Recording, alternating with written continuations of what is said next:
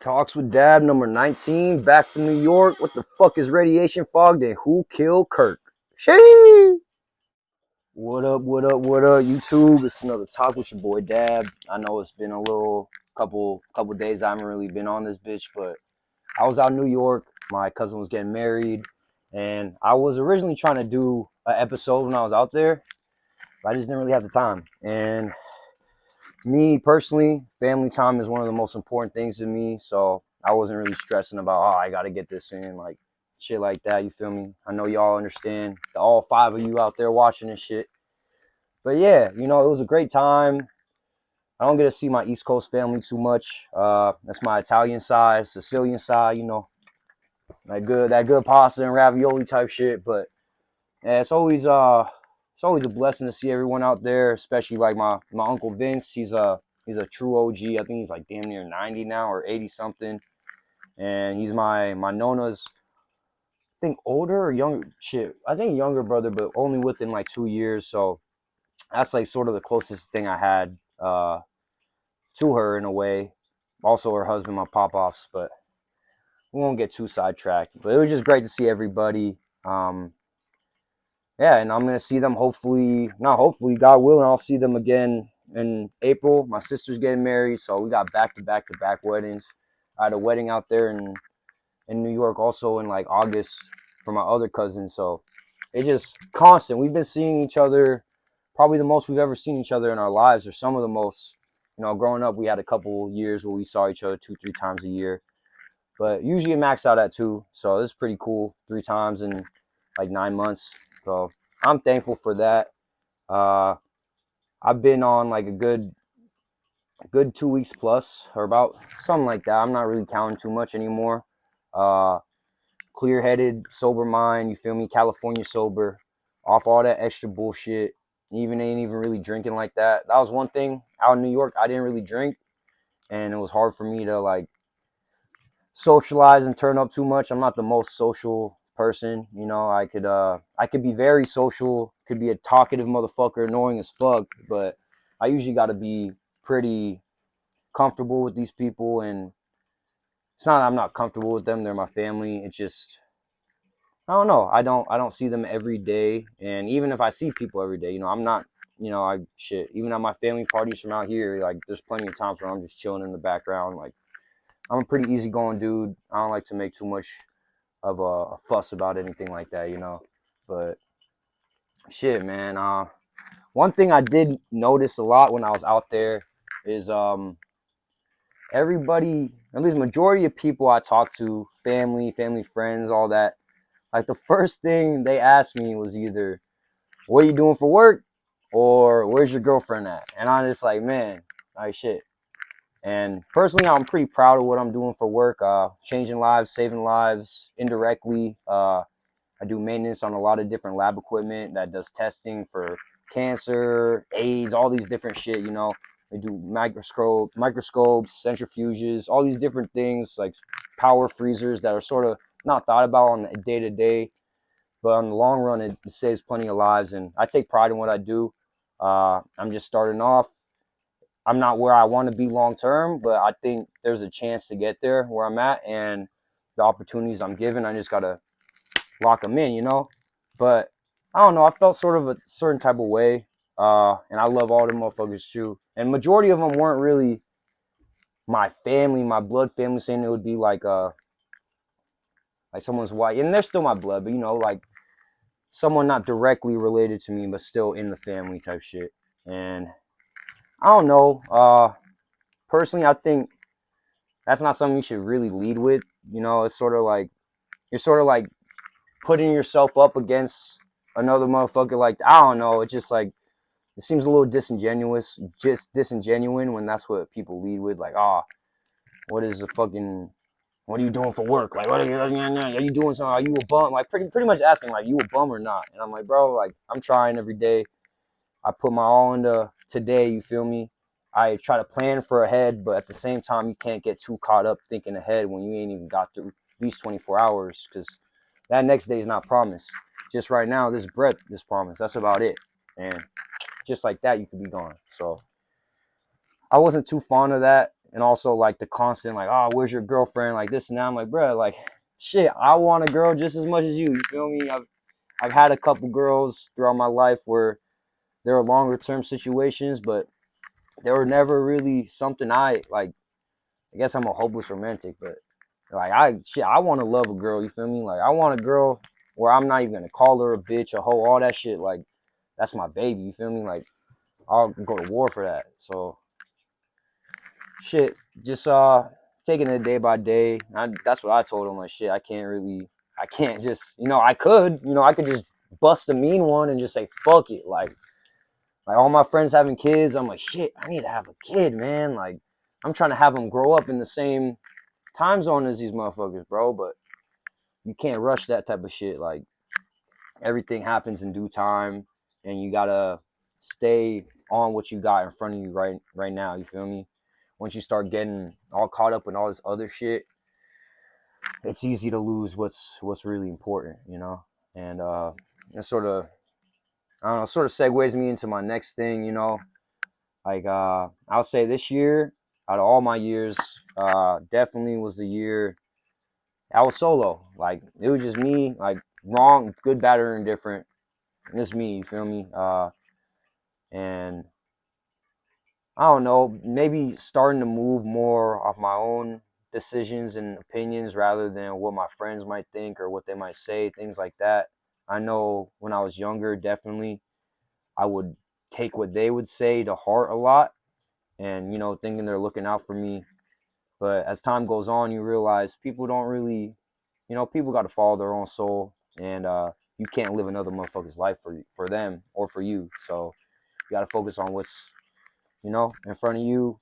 I got love for all my brothers, my close friends, but it's just the fact we've grown apart this year, and it sucks. It's happened more over the last couple years, ever since my boy Kenny really died. Like I was hoping, we could all come together for him and shit, but even that, like, I guess it's too much. I don't know, and I've tried to stop worrying too much on what other people are doing and thinking, and just worry about myself, you feel me? Because at the end of the day, nobody really worry about you, you feel me? I've been through a lot of shit, and nobody really check in like that. Nobody give a fuck, My mom and my dad will even be like my biggest hater, like, but he loves me, and we got our own connection that's, you can't really compare it to others because he ain't perfect, I ain't perfect, but that's still my pops. I love and respect that he's still around, shit, especially in today's day and age, people get married and fucking call it quits when shit gets tough. My parents, I could say, they rock out tough, hard for each other. Some would say stupidly, or like ignorantly, and shit. I like to say everybody's perfect is not you're perfect. You can't really compare your situation to someone else and try to make it apples to apples. Everybody's got their own walks in life and their own different pathway, the different perspectives.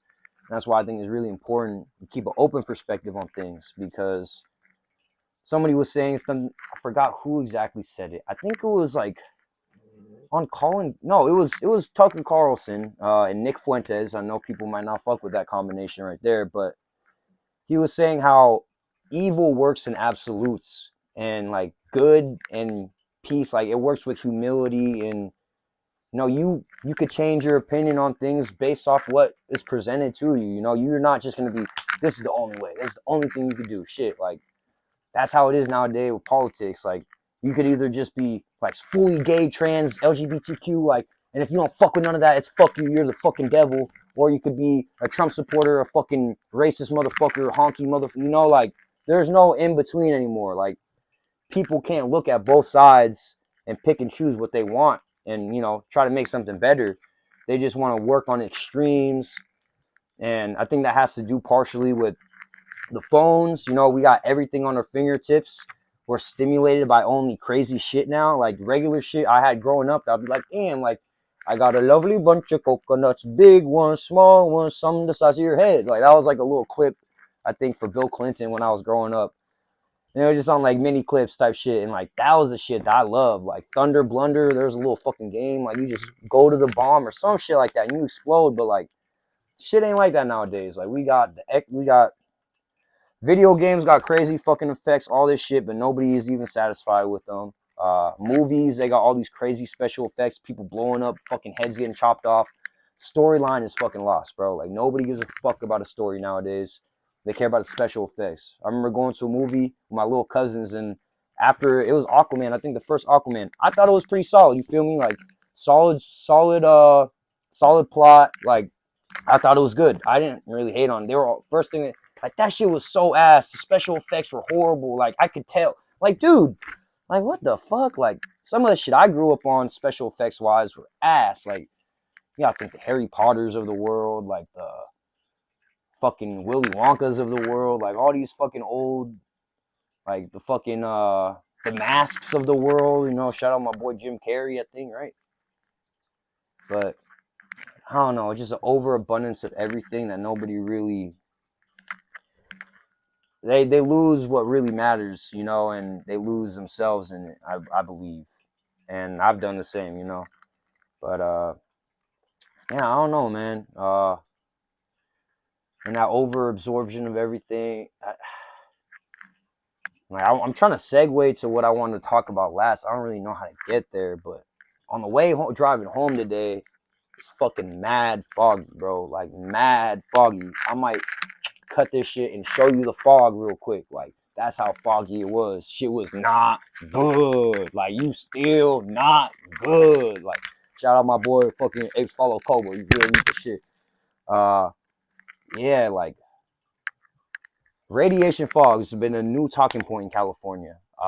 It's always been foggy out here, especially during winter time. But the shit I seen today was like, what the fuck? Like, and it's nighttime. Like, I know it gets foggy like late night when it rains, but that shit just, it's like enveloping, you know, like can't even breathe type shit. And I was taking a video too, and I was like, shit, like, what the fuck's going on? Like, this is why we got no snow in Tahoe. This is why Charlie Kirk fucking died. Like, you know, these are the same people doing this shit took us out, like, took Charlie Kirk out, put this fog out, you know. Whether you give a fuck about Charlie Kirk or not, I personally didn't like him too much, and I started liking him towards the end. But no matter how I feel about a motherfucker, don't deserve to fucking die. Whether he's really dead, if he was in on it, then fuck him. Like, that's really, unless they were gonna take him out. But I felt like bro had some power, especially towards the end. He was willing to change his mindset. Like I was talking earlier, absolutes work in evil. Evil works in absolutes.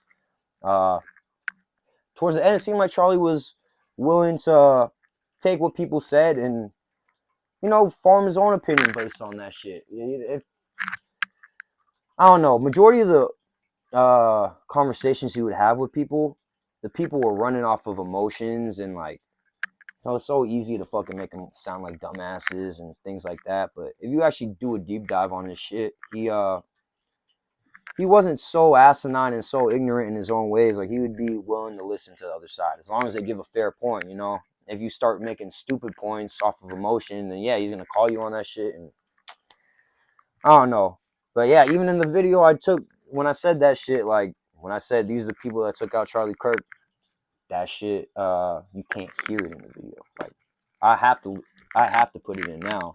But yeah, shit's weird, and I know that's probably just because I put my phone out the door. But like, come on now, like, coincidence much? Like these motherfuckers watching on the phone. Like, I don't know, man. I don't know. I'm just asking questions, bro. I'm just asking questions. Feel me? And I think that's what we need in this world. We need to ask some fucking questions. We need to come together and do a little fucking kumbaya, you feel me? Like, we got fucking Super Mario, fucking, forgot the red motherfucker's name. What is bro's name? Damn, I'm fucking up. My bad, bro. And Yoda, they all chilling up there. I know Sonic fucking Red. Damn, what was bro's name? It's definitely not Fluffy. That's the fucking fox. I gotta find out this motherfucker's name now, bro. But yeah, it just, we got to come together, man. There's so much hate in this world.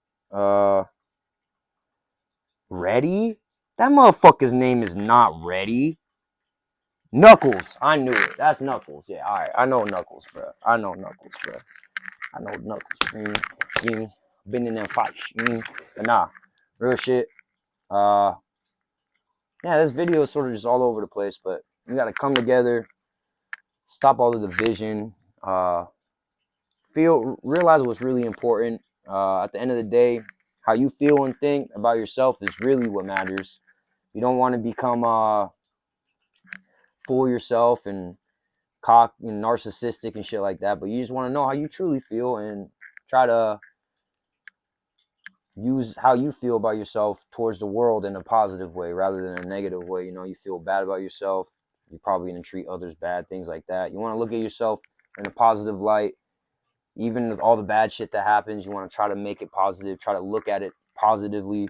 If you look at everything through negative mindset, negative, you know, you're not going to get nowhere doing that shit. And power of the tongue, power of the mind, words have a lot of power. Don't speak down on yourself, to yourself. Don't call yourself stupid, retarded, all that. I do that a lot of times. I'm trying to get out of that mindset. Be my biggest supporter, man, because I've been through some shit, and I'm still fucking here for a reason. You feel me? I'm still alive. I didn't get kirked. I didn't get fucking none of that shit. I'm breathing with my fucking dogs right here. I got my boy Kobe Bean. I got my blue, Katara Blue. You know, I don't know where Mufasa at, but he's somewhere around here. What the fuck is this shit? Radiation fog, bro? They trying to kill us and shit? Is this why Tahoe got no fucking snow? We need to fuck, bro. Radiation fog, bro. I ain't never heard of this shit. This will really... What the fuck is going on, bro? Shit got cut off, but I'm gonna call it right now. Katara, you got anything to say? Little fat ass. But yeah. It's your boy, Dabby Zach. I love y'all. Fuck with y'all. Shit, I gotta go to Turkey. My hair ain't that fucked up. It's just, you know, shit. Peace.